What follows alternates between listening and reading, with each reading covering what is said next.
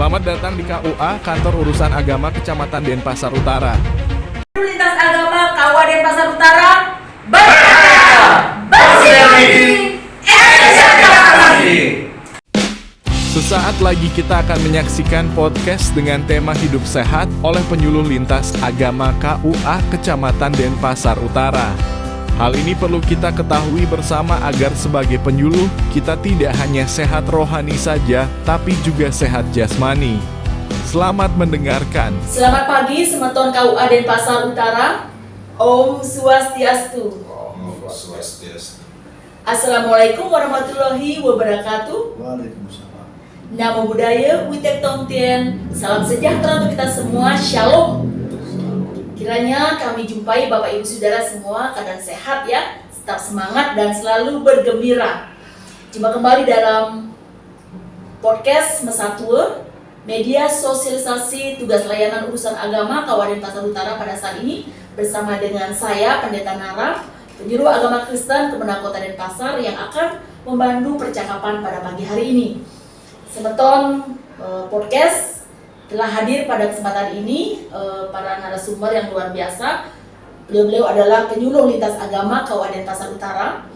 Beliau adalah dari penyuluh Hindu, Bapak Dr. Nyoman Arya, Bapak Lukman Hakim, penyuluh agama Islam, dan Bapak John Miharja, penyuluh agama Katolik.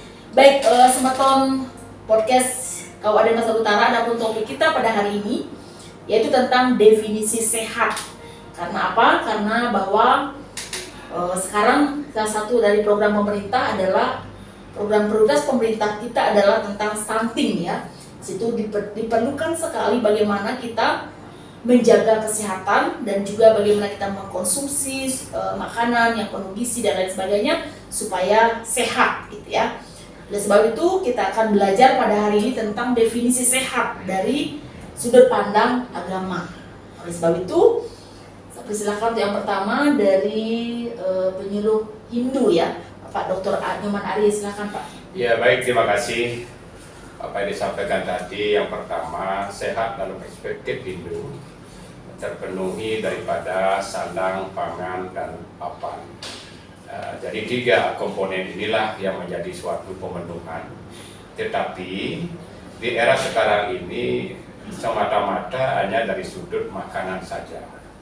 Ya, sedangkan dalam aspek yang lain itu hampir ditinggalkan. Bahkan di kalangan umat ada a priori tentang daripada hidup sehat. Maka hidup sehat ini sebenarnya menjadi suatu dominan, apalagi program pemerintah tentang stunting. Bagaimana kita semuanya di dalam kehidupan bermasyarakat ini supaya bisa kita hidup ini dengan konteks, dengan sehat, hidup kita bisa tenang. Tetapi sekarang ini bergeser, ketenangan ini diabaikan menjadi suatu kesenangan. Contoh misalnya makanan yang enak tapi tidak mengandung gizi. Karena apa? Karena konteks beragama atau konteks kesehatan, enaknya itu hanya pada lidah. Setelah dia masuk ke perut, maka makan itu akan sama. Dan pada pagi hari semua akan dikeluarkan. Ini sebenarnya definisi hidup sehat. Ya, dalam konteks agama Hindu, bagaimana kita mewujudkan hidup yang hitam, hidup yang bahagia. Dengan kebahagiaan ini, sehat dan bahagia ini menjadi suatu dominan. Terpenuhnya boga, upaboga, pariboga. Jadi 3 ini, makanan terpenuhi, perumahan terpenuhi, kemudian daripada barang kemewahan terpenuhi, maka disinilah daripada wujud kebahagiaan. Maka jadi suatu tujuan beragama itu adalah jaga dita. Dalam kehidupan ini sejauh mana kita bisa menghidupkan kehidupan kita ini dalam hidup yang sehat. Karena di dalam kehidupan yang sehat ini sudah barang tentu kita akan bisa berpikir positif. Ya, tidak kita berpikir kepada negatif, karena selama ini bergeser juga kebanyakan kita berpikir negatif ya terhadap kehidupan kita. Makanya terkenal dengan negative thinking pada semua lini kehidupan kita. Ayolah, bagaimana kita untuk merasa terpanggil kehidupan kita ini yang bisa dikatakan itu ibaratkan taktik tidak begitu lama, karena kematian itu kita tidak tahu. Tetapi minimal usaha telah repano, minimal usahalah sebagai dasar untuk meraih suatu kesehatan.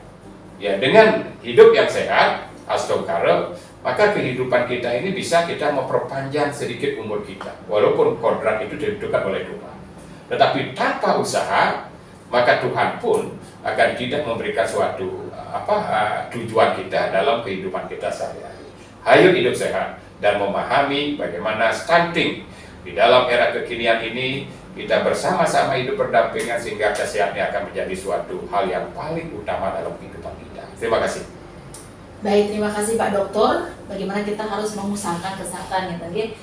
Ya, selanjutnya kami persilakan Pak dari penyuluh Islam, Pak Lukman, silakan. Terima kasih. Sehat itu memang suatu kebutuhan kita. Kalau dalam Islam atau mungkin ya semua agama, sebenarnya sehat itu bisa juga dikaitkan dengan ibadah, karena kalau nggak sehat juga nggak bisa ibadah. Maka sehat pun juga sebagai ibadah. Tetapi yang paling penting dalam Islam yang dikatakan sehat itu adalah keadaan normal. Jadi manusia normal, sehat jasmani, sehat rohani, dan sehat sosial. Jadi kalau jiwanya sehat, secara otomatis dengan keagamaan berarti keimanannya juga kokoh, ibadahnya juga bisa terlaksana dengan baik.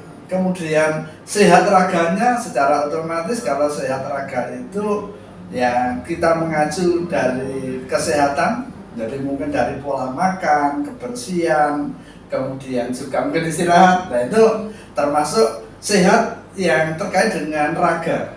Kemudian sehat sosial, kita hidup itu tidak sendirian, jadi kita multi agama juga, kesukuannya juga kita juga berbeda. Nah, kesemuanya dengan banyak perbedaan. Dengan sosial, apabila kita mampu menjaga kesehatan sosial ini, ya kayak kita ini dengan berbeda-beda, kita itu hidup rukun ini adalah merupakan salah satu bentuk sehat sosial kita. Saya kira itu terkait dengan kesehatan menurut pandangan kami. Terima kasih. Baik, terima kasih Pak Lukman. Artinya bahwa kesehatan itu kompleks gitu ya, Kompleks. jadi holistik dalam kehidupan seseorang gitu ya. Tadi dikatakan dalam jiwa, raga, dan juga sosial kita. Jadi sehat itu jiwanya normal dulu. Jadi raganya normal, tidak dalam keadaan sakit berarti sehat. Tetapi tidak cukup hanya raganya saja, jiwa, raga, dan sosial. Baik, luar biasa. Ya, sekarang yang terakhir dari Pak John Miharjo ya, penyuluh agama Katolik. Silakan Pak John. Baik, terima kasih atas kesempatan yang diberikan. Dalam perspektif Katolik, sesungguhnya secara umum tidak berbeda dari pandangan dalam agama Hindu. Dari soal sehat itu mungkin pertama-tama orang berpikir dari segi makanan. Juga apa yang disampaikan Pak Lukman dari segi agama Islam, saya kira juga menjadi perhatian dan usaha dari kami dalam agama Katolik. Tapi izinkan saya menyampaikan bagaimana pandangan Katolik tentang hidup sehat. Kurang lebih berkaitan dengan 6 hal kalau agama Katolik berbicara tentang kesehatan. Yang pertama tentang awal hidup, yang kedua tentang pencegahan penyakit, lalu yang ketiga tentang pemeliharaan kesehatan, yang keempat itu tentang penyembuhan penyakit dan akhir hidup. Berdasarkan beberapa hal itu, sesungguhnya agama Katolik itu memikirkan kesehatan bagi semua umur, sejak seseorang muncul dalam rahim seorang ibu ketika sel sperma dan sel telur bertemu sampai dengan menjelang akhir hidup seseorang. Maksudnya apa? Ya, soal awal hidup ya diharapkan seperti tadi Pak Dokter sempat singgung tentang stunting itu. Jadi harapannya adalah bayi yang tumbuh dalam rahim seorang ibu itu adalah bayi yang sehat. Maka diharapkan orang tua sebagai penanggung jawab harus memperhatikan tentang gizi atau apapun yang mendukung kualitas hidup seorang bayi. Lebih dari itu diharapkan semua orang tua, suami istri itu harus bisa menjaga kehidupan yang sudah ada itu. Maka dalam gereja Katolik itu dilarang yang namanya aborsi. Yang pertama. Yang kedua tentang pencegahan penyakit. semua kita pasti punya prinsip bahwa pencegahan itu lebih baik daripada pengobatan. Gereja juga memegang prinsip itu karena ya biasanya yang namanya pengobatan itu pasti lebih besar biayanya daripada pencegahan. Lalu yang ketiga soal pemeliharaan kesehatan. Ya, ada materi dalam pembelajaran untuk bina iman remaja dalam agama Katolik yang namanya budaya hidup sehat. Ya, bagaimana kita perlu makan makanan yang sehat, bukan makan makanan yang enak.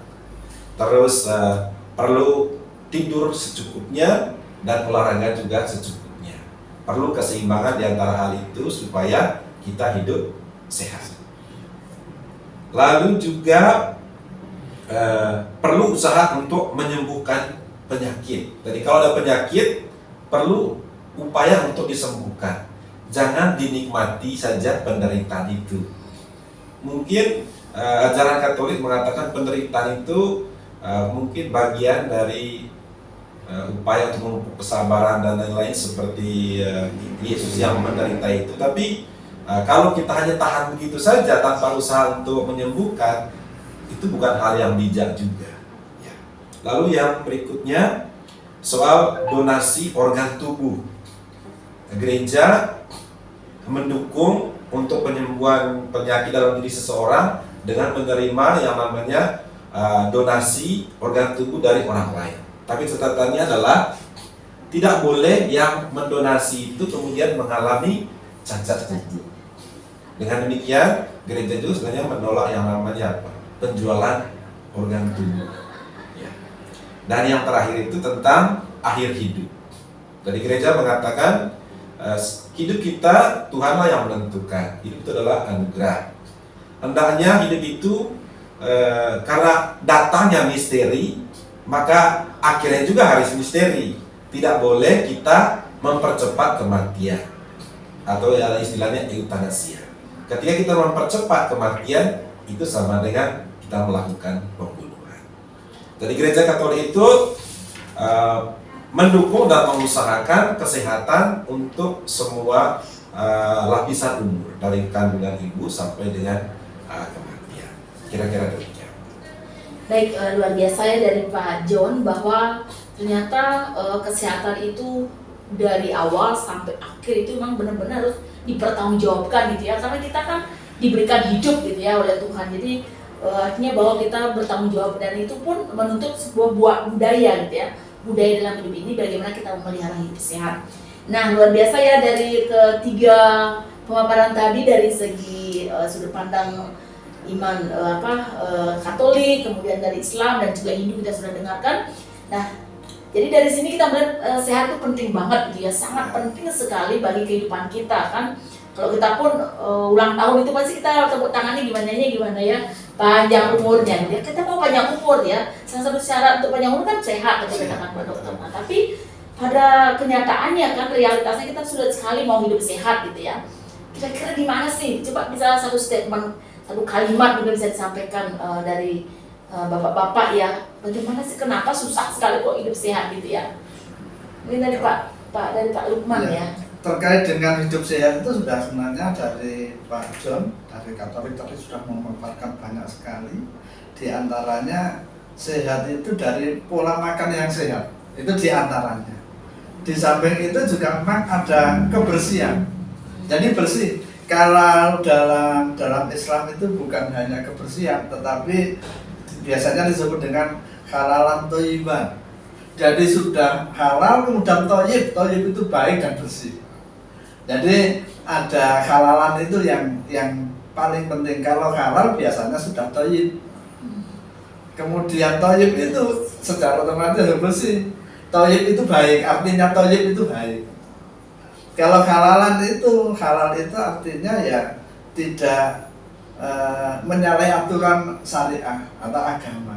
Jadi misalnya, mohon maaf, misalnya ada daging babi atau daging anjing misalnya. Karena dalam Islam itu sudah dilarang, berarti meskipun itu bersih, meskipun itu mungkin menurut yang lain itu baik, Jadi halalannya itu nggak ada, tapi dapat thayyiban. Thayyibannya itu mungkin bisa juga di situ karena dari bersihnya. Nah, ini misalnya seperti itu. Jadi kehalalan kalau dalam Islam halal, kemudian thayyib itu baik, kemudian termasuk bersih juga di situ. Itu yang penting. Jadi ada kebersihan, kemudian pola makan dari makanan yang sehat, kemudian juga istirahat yang cukup ya. Nah, istirahat yang cukup, menggunakan waktu antara siang dan malam. Jangan malamnya digunakan seperti siang, siangnya digunakan seperti malam, itu kadang-kadang menjadikan jiwa kita nggak baik.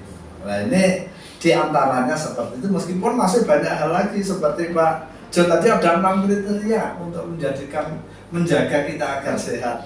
Kalau kayak gitu ya, nah, ini luar biasa. Terima kasih.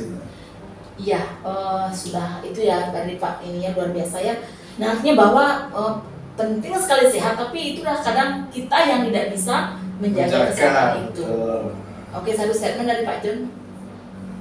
Kenapa? Seperti tadi ya Pak Dokter dan Pak Lukman katakan, sehat itu menjadi kebutuhan.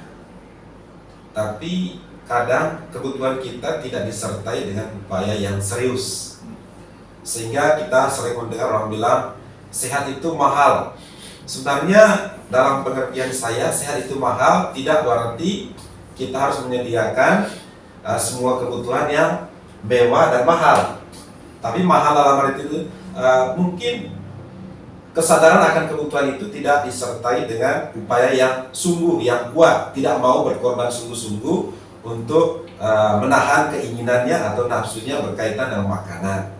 Semua orang menyatakan mau sehat, tapi dia seperti Pak Dokter katakan tadi itu lebih mengutamakan lidahnya daripada kesehatan, sehingga ya, apapun yang dimaui dia makan saja. Berarti kan Pak ya, prinsip apa sehat itu mahal harus dibalik ya. Jadi sakit itu mahal, karena sakit itu berobat terus dibayarnya mahal. Tapi kalau sehat itu makannya kan sedikit-sedikit, dan kita belanja makan 50.000 sudah cukup, kok sehat. Ya, mungkin kalau Pak Lukman katakan sakit itu mahal, itu yang kita perlu gaungkan supaya ketika orang menyadari ternyata sakit itu mahal, maka orang tidak akan berjuang untuk sakit dengan lebih mengutamakan lidahnya daripada sehatnya. Mungkin seperti itu. Ya pada akhirnya kan mau dia berusaha bagaimana sehat gitu. Nah, karena itu. mahal tadi. Oke dari Pak Dokter Pak. Ya, suatu kunci sehat itu adalah memang dari segi aspek makanan juga dari pikiran.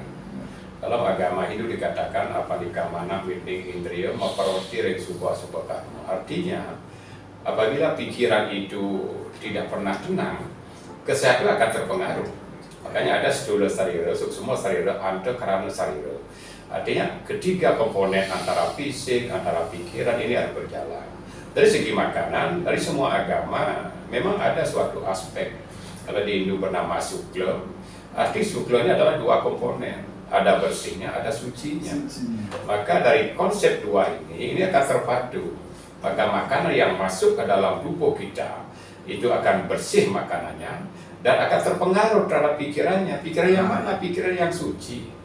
Makanya dikatakan tadi, semua agama ada beberapa memang larangan untuk dimakan karena terpengaruh terhadap pikirannya. Itu sama dengan di Hindu tidak makan daging sapi, akan terpengaruh pada pikiran. Umur 50 tidak lagi makan daging kambing, karena itu pengaruh juga pada pikirannya. Kalau 50 usia yang masih tegangan tinggi, ini berbahaya. Justru di sinilah sebenarnya tiga komponen ini harus terpadu. Makanya inti sehat itu adalah pikiran. Maka itulah dengan secara stunting kita untuk selalu ya melaksanakan secara berkala, maka pikiran inilah harus diarahkan. Ya sedikit daripada tidak punya duit, ya beban pikiran, ya marah-marah, semua jadi sakit, ya sakit pikiran. Ya maka disinilah kita memulai tiga komponen, fisik sehat, pikiran sehat, makannya pun juga sehat. Inilah akan berkesinambungan. Kalau makan aja hanya yang sehat, yang begitu banyak masa makanan, pikir tidak terkendali, ya kayak ini, kayak binatang babi, hanya pada waktu lapar aja bersuara, habis makan ya tidur, ya, tidak ada fungsinya makanan ini. Ya janganlah meniru seperti itu. Memang tempat saudara kita di Hindu pun ada konsep begitu, karena konsep pemalasan ini ada berbagai binatang. Janganlah makan daripada daging ayam karena bersifat rakus. Janganlah banyak memakan daging babi karena bersifat malas, tamas. Lebih banyaklah memakan daripada daging bebek karena kesucian. Semua ini memang diajarkan di masing-masing agama. Makanya suatu akidah jangan disamakan. Ya, suatu konsep harus kita pegang, yang berbeda dengan disamakan, yang sama jangan dibedakan. Inilah kunci menuju kesehatan. Terima kasih. Iya, jika semua melakukan apa yang disampaikan oleh para narasumber kita, betapa luar biasanya ya. Iya. Hidup sehat dan kita pasti umur panjang. Ya. Jadi Semeton KUA Denpasar Utara sungguh luar biasa ya kalau kita melihat begitu kesehatan sangat penting ya. Penting, Pak. Kesehatan itu tak ternilai harganya gitu ya. Jadi tubuh ini bagaikan emas gitu ya. Emas yang tak ternilai harganya. Jadi bagaimana kita menjaga itu ya.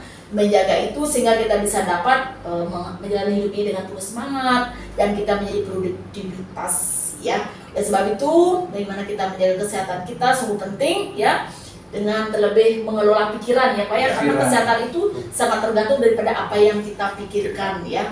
Mengelola pikiran dengan baik, kemudian mengelola emosional kita, bagaimana juga makanan-makanan yang kita makan, makanan yang sehat bukan yang mahal Pak ya, yang sehat kita kelola dengan baik, kemudian juga bagaimana kita memiliki relasi yang sehat juga ya, supaya hidup kita benar-benar sehat, fisik kita sehat, jiwa kita sehat, mental kita pun juga sehat.